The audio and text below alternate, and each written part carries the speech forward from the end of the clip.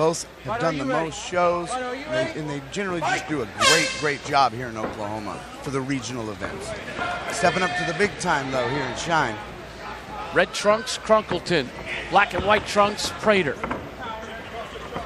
Tough draw for both these fighters. It's what the fans wanted, but both guys that conceivably win this tournament hands down, and they run into each other in the first round. Both methodical, both skilled, both highly technical. Tons of experience between the two. And then immediately they go right into the clinch. Both have equal parts, one underhook, one overhook. Slowly working that body. Crunkleton looks for the takedown there. Now Prater pushes them off, and they go back to a standing position where they're looking at each other like boxers. There's a quick jab. Crunkleton with the double underhooks. That's a good position for him. Prater did a great job of getting out of that. You attack. Push him up in the rope. Short punches with the right hand by Prater. The jiu-jitsu on both these guys is phenomenal. I think they're both looking to get on top. Slowly grind that. Oh, what a flip move there! Tremendous quick move by Prater. Right into side control. He swept that foot right there, just blocked that leg, and he went flying. Use those hips to come in and switches to side control. On the other side, Crunkleton, pretty active guard, training out of his own school, the Armory, in Florida, but he's also been at AKA, American Kickboxing Academy, for the last 2 weeks training for this fight. Prater trying to get to the mount. Yeah, right here, that left leg that Crunkleton has in there is what's keeping Prater behind him, where he's not able to pass that guard, or he would need to make some adjustments. They're going to stop him here and move him to the center, and it's just going to be standard guard position. Prater will be in Crunkleton's guard. Full guard. Full guard. Set. Go. Go. Now work. See if Prater tries to land some punches from there. Crunkleton gets out of there. Good move. Not so much a sweep, but he got the reversal there. He came up with the underhook. They scrambled, and he ended up on top. So just a tit for tat, a switch for positions. Beat the position. Beat the position. Beat that leg. Beat that leg. Carlo Prater is the jiu-jitsu coach for Yves Edwards. One of the top. We are experiencing technical difficulties right now. If we lose our feed, we will be back with you momentarily to share with you the rest of our championship bouts tonight in this, the lightweight Grand Prix. And out of the ring momentarily goes Prater. Good takedown. He seems to be okay. Timeout called as the referee wants to check on Shane Garrett. Referee Shane Garrett checks, and he will send the fighter to the neutral corner.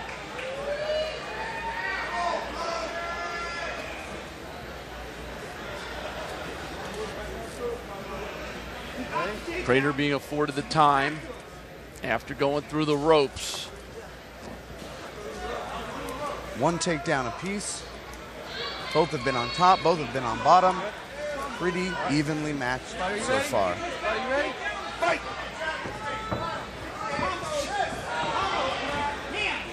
Left hand by Crunkleton. Oh, that knee. Flush.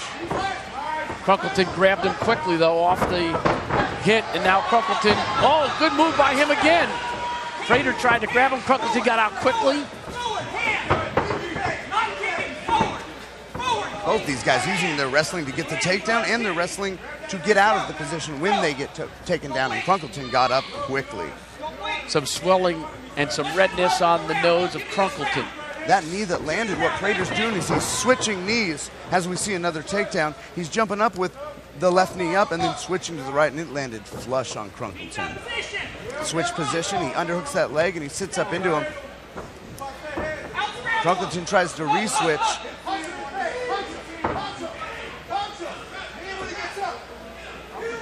Prater looking for that knee. Crunkleton is out. Back to a neutral position. One underhook, one over, and they're battling. See some blood coming out of the nose of Crunkleton.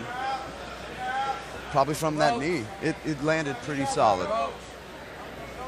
So both still on their feet here. A little bit of a break. Left hand by Prater. And an interesting pace that they're setting.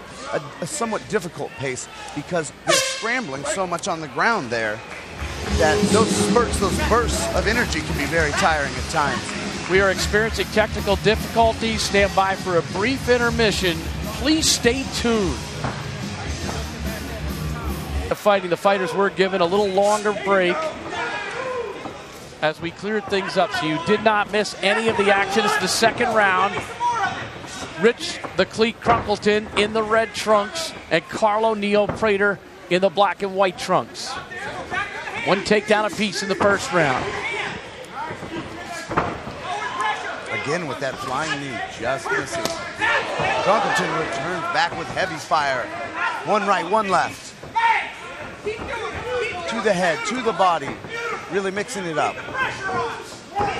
Nice little move there by Prater. That's that spinning back kick he came with, landed right in the gut. Crunkleton takes him right into the ropes.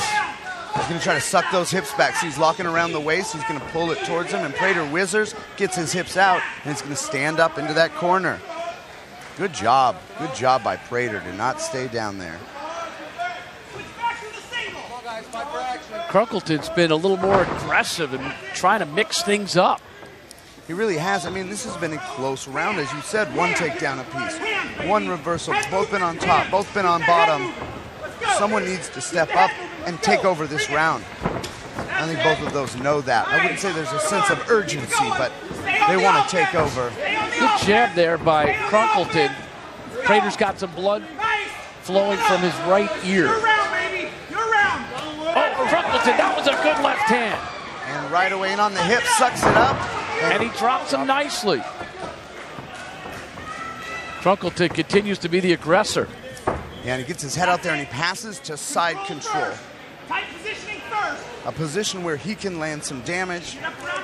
Carlo can be less effective at times from that side control. From the guard, he's got some options here, but he's going to want to try to get back to guard or get that underhook and just get back to his feet. But Crunkleton, excellent jiu-jitsu. He's good with his hips. Back to his feet, Prater. Prater gave him his back, and Crunkleton just let him up. Crunkleton, a wild miss there. Come on. Back there, yes. There we go. Nice. He's been effective with those punches, but constantly looking for the takedown. The punches just to set it up. Yeah, he's winging them at the head, and then he drops in behind those knees and tries to suck that leg out. So a miss doesn't really hurt him. 2.5 minutes to go in this round. No. In his case, a miss isn't as problematic as it was, for example, to Warfield.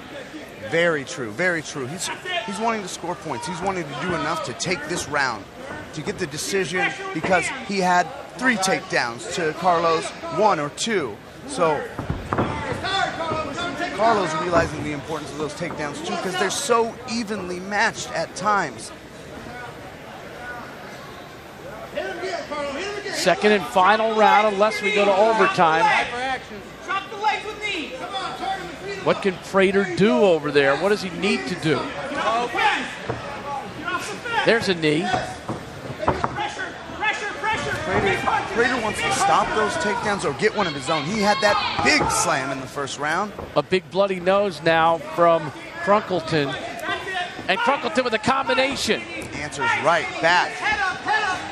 A knee from Prater. Head movement and big punches. Combo. Nice. He leads with the jab, throws the right hand, and then looks for the clinch and a possible takedown. And there's a takedown from Crunkleton. Again with another takedown this round. And look at these guys. They've taken some punishment. There's some blood. They're fatigued. And put that into the context that we are going, one of these men advances to the semifinals and possibly the finals. Now Crunkleton in Prater's guard, and he decides to get out. Oh, the referee says let's go to the center of the ring. This isn't a show where after this fight, they're done for the night. This is just remarkable, these guys. The mental toughness, the fortitude, so impressive.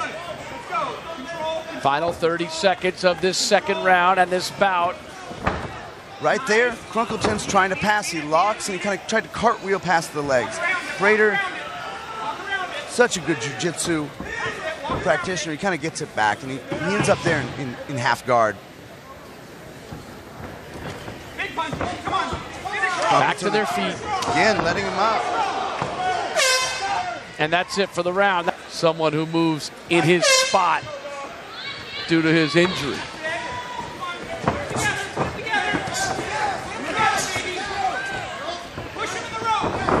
Crunkleton throws him down. Prater said, "Not, he didn't bother me at all." What Prater's trying to do there is what's called a switch. He's reaching that leg and he's going to want to swing his hips out and try to get behind Crunkleton or in on his legs like he just did.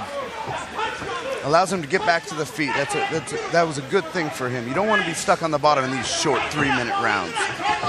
Crunkleton this time leads with a kick. That spaghetti kick right to the body.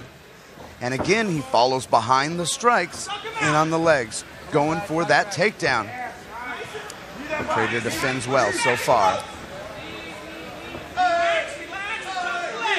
Here's Prater using the ropes effectively. Gets some leverage. Crunkleton after him again. Yeah, he was able to get those hips out where a cage, your hips can't go backwards. He was able to separate his hips. And here he is again, using his leverage. Definitely, some would argue, makes for an exciting fight. The ring. Crunkleton's jab's been very effective. Again, back down to behind the knee. 90 seconds left. Prater doing well here. It's going to be a big burst. He's going to try to lift him up, and Prater sinks his hips down and stops it again. These guys are wore out, have been back and forth and close. Prater a little jukey. Crunkleton comes after him again.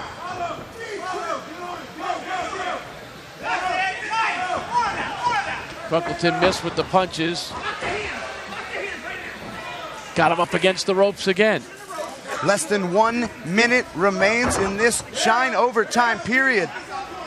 Who's going to pull this one out? As they both fight for that underhook position. And now separate.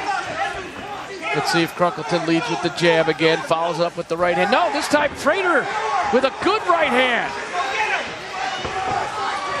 And Prater now putting the pressure on with the knee. Crunkleton with a combination. These guys are going at it, Bruce. Missed spinning back kick. 10 seconds, finish that. Final seconds, 10 seconds to go. Prater trying that switch. Finish it. And gets the takedown. Through the ropes. That was the last scoring move of the round. Might it impact the final judging? Round for Prater. The second judge sees the overtime round for Crunkleton.